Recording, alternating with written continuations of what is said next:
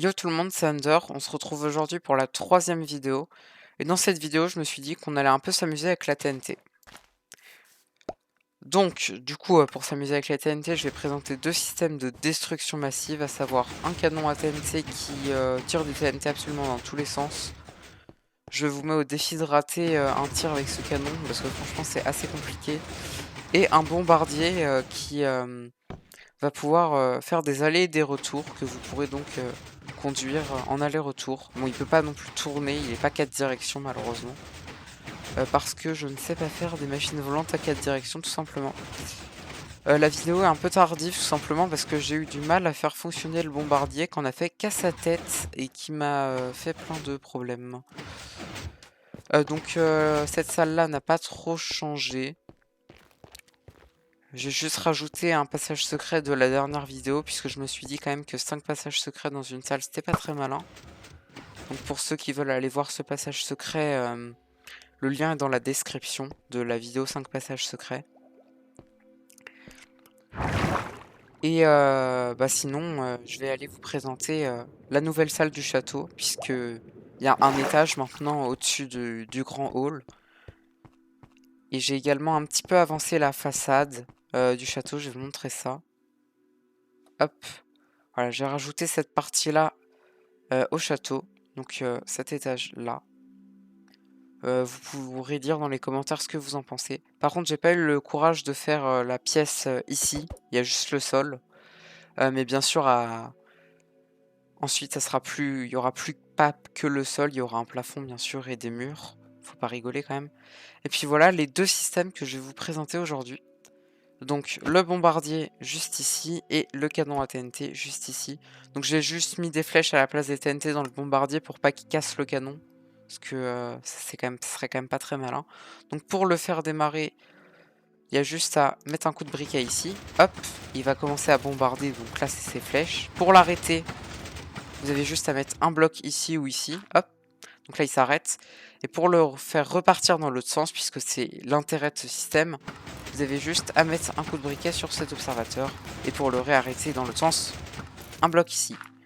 Il y a également un rail pour mettre un minecart pour la sécurité, on va dire, en survie, pour pas que vous tombez, puisque si vous faites voler votre machine volante à des centaines de blocs de hauteur, c'est un peu dangereux quand même, si vous tombez. Donc là, on peut voir quand même que ça a bien bombardé de flèches. Hein. Et sinon, le second système est un canon à TNT. Puisque les canons à TNT Bedrock sont un tout petit peu différents des Java, puisque les TNT dans Bedrock propulsent moins loin les TNT que dans Java. Donc il faut un canon plus puissant pour qu'il puisse fonctionner. Et ce canon-là a également la particularité d'envoyer énormément de TNT, et on peut choisir la durée de la rafale du tir, en fonction du temps que vous restez appuyé sur le levier. Donc là pour vous montrer, je vais faire une rafale assez courte, comme ça. Puis voilà, vous allez voir que ça tire un certain nombre de TNT quand même. Hein. Bon là ils vont rien exploser puisque le sol est beaucoup trop bas, la tour elle est très haute. Donc ça ne va rien exploser. Sur ce, c'était la présentation des deux systèmes, on va tout de suite aller les construire. Donc pour la machine volante, le bombardier, vous aurez besoin d'obsidienne, d'observateurs, de slime, de pistons collants, de distributeurs, de TNT bien évidemment, de rails, et après c'est des blocs pour s'en servir, mais on verra ça après. Donc vous allez déjà monter un certain nombre de blocs. Donc il ne faut pas monter trop haut puisque les TNT n'arriveront pas à exploser jusqu'au sol, mais il ne faut pas ne pas monter assez puisque si on monte pas assez, les TNT qui vont en bas ont des chances de casser le bombardier. Donc il faut être entre les deux. Donc une fois que vous avez choisi votre hauteur parfaite, on va dire, vous allez rajouter un bloc par-dessus. Ensuite, vous allez rajouter un deuxième bloc. Le deuxième bloc, il va faire la direction de la machine volante. Donc si je mets un deuxième bloc ici, la machine volante, enfin le bombardier, il pourra aller soit par là, soit par là. Si je mets un deuxième bloc ici, le bombardier, il pourra aller soit par là, soit par là. Donc moi, pour le tuto, je vais le faire par ici, mais vous le faites dans le sens que vous voulez, bien évidemment. Donc une fois que vous avez choisi votre direction, vous allez rajouter un piston collant. Vous allez rallonger la ligne de slime de 1. un piston collant, un observateur vers le haut, qui va servir à activer et désactiver ce piston, et pour que ça marche avec ce piston qui va permettre de pousser l'observateur pour qu'il active ce piston, on va mettre un autre observateur qui bien sûr pointe vers le bas. Et celui-là, je ne vous l'ai pas montré, il pointe vers le haut. Le principe d'une machine volante à 2 directions est un peu compliqué, mais c'est que en fait, on va activer le piston, et quand il se désactive, je peux vous montrer avec un bloc de redstone. Donc on va l'activer pour pousser l'autre partie de la machine volante. Et quand on va le désactiver, il faut absolument que le piston qui est en face, donc là il n'est pas encore là, mais il y aura un peu le même module de l'autre côté, soit activé pour pas qu'il puisse, par exemple, comme ça, faire ça. Il faut qu'il l'étende et qu'ensuite il ne puisse pas rétracter le bloc grâce à un autre piston de l'autre côté. C'est ça le principe d'une machine volante à 2 directions. Donc une fois qu'on a fait ça, on va rallonger hop, de 3 blocs et on va rajouter le rail pour la sécurité. Alors à quoi ça sert de rajouter ces 3 blocs qui sont inutiles pour le fonctionnement de la machine volante? Tout simplement pour qu'on ait bien 12 blocs, ce qui fait que dès qu'on va rajouter un bloc, la machine volante va s'arrêter et on peut lui faire changer de direction que si elle est arrêtée. Donc c'est pour simplifier son arrêt, puisque si on avait dû poser 3 blocs pour la faire arrêter, ça aurait été beaucoup plus compliqué. Donc maintenant on a fait une partie, on va faire l'autre partie qui est un petit peu différente puisque c'est l'autre partie qui crache les TNT. Donc pour ça vous allez bien évidemment refaire un L en slime un petit peu comme ça, avec un piston collant qui pointe vers nous. C'est un peu symétrique, hein. Ce côté-là pointe vers ici, l'autre pointe vers ici, mais sinon c'est un peu symétrique. Donc on va, comme l'autre côté, rallonger le slime de 1. Mettre un piston collant avec un observateur qui pointe vers le bas, comme l'autre côté pour activer et désactiver ce piston. Mais maintenant la petite différence avec l'autre côté, c'est que cette fois-ci... Alors attendez, avant de le faire, je vais faire une très grosse bêtise. Mettez bien de l'obsidienne ici, parce que sinon, si vous le faites tout de suite, ça va être une catastrophe. On va rajouter, hop, un observateur. Voilà, j'espère que vous avez bien mis l'obsidienne, hein. Le petit visage vers nous.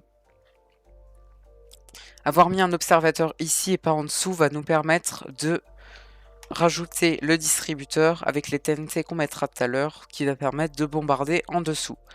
On va également rajouter 3 blocs ici, comme de l'autre côté, pour atteindre les 12 blocs, et que dès qu'on place un bloc, on soit à 13 blocs, et donc que le piston puisse plus pousser, ce qui va permettre tout simplement, vu qu'il pourra plus pousser, l'arrêt de la machine, et donc la possibilité qu'on puisse faire demi-tour. Donc on va mettre les TNT et on va tout simplement tester le système. C'est assez consommateur en TNT, hein. Je vous conseille, si vous le faites en survie, de vraiment avoir une bonne usine à gunpowder et une bonne usine à sable. Sinon ça va être très compliqué d'utiliser ce système vraiment. Donc pour l'activer, rien de plus simple. Vous allez, si vous voulez aller le faire dans ce sens-là, c'est cet observateur qu'il faut activer. Si c'est dans l'autre sens, c'est cet observateur qu'il faut activer pour aller dans ce sens-là. Donc moi je vais commencer dans ce sens-là, donc je vais activer celui-là. Donc c'est parti, hop. Donc vous voyez que ça commence directement à bombarder. Alors si je veux l'arrêter, hop, je rajoute un bloc ici. Comme vous pouvez le voir, ça s'arrête. Alors vous voyez que ça fait des gros dégâts en très peu de temps, hein. Cette machine rigole vraiment pas. Et donc si vous êtes en survie, mettez-vous bien dans le wagonnet que vous placez pour le rail. Dans l'autre sens, je vais vous montrer comment faire. Parce que ce sens-là, c'est un peu plus dangereux pour ceux qui font ça. Donc vous mettez déjà le wagonnet, vous le préparez. C'est beaucoup plus prudent. Vous mettez le coup de briquet et hop, vous montez tout de suite dans le wagonnet qui va aller normalement se caser naturellement, tranquillement. Et pour arrêter la machine, pareil, vous rajoutez un bloc. Et là, comme vous pouvez le voir, c'est encore en train de faire de très gros dégâts. Donc ça, c'était pour le bombardier. On se retrouve maintenant pour le canon à TNT. Donc, pour le canon, vous aurez besoin de distributeurs, de pistons collants, d'observateurs, d'eau, de poudre de redstone, de repeater, d'un levier et de beaucoup de TNT. Et j'ai oublié de dalles que j'ai oublié de prendre. Hop. À la place de ça pour l'instant. Mince. Donc voilà, c'est ce que vous aurez besoin pour faire le canon. Donc une fois que vous avez bien tous ces matériaux, on peut commencer. Donc vous allez commencer par placer 3 distributeurs et l'endroit vers lequel il y a leur petite bouche, ça sera l'endroit vers lequel le canon va tirer. Donc pour moi, le canon il va tirer par là. Vous auriez mis votre distributeur par là, il aurait tiré par là. Bon.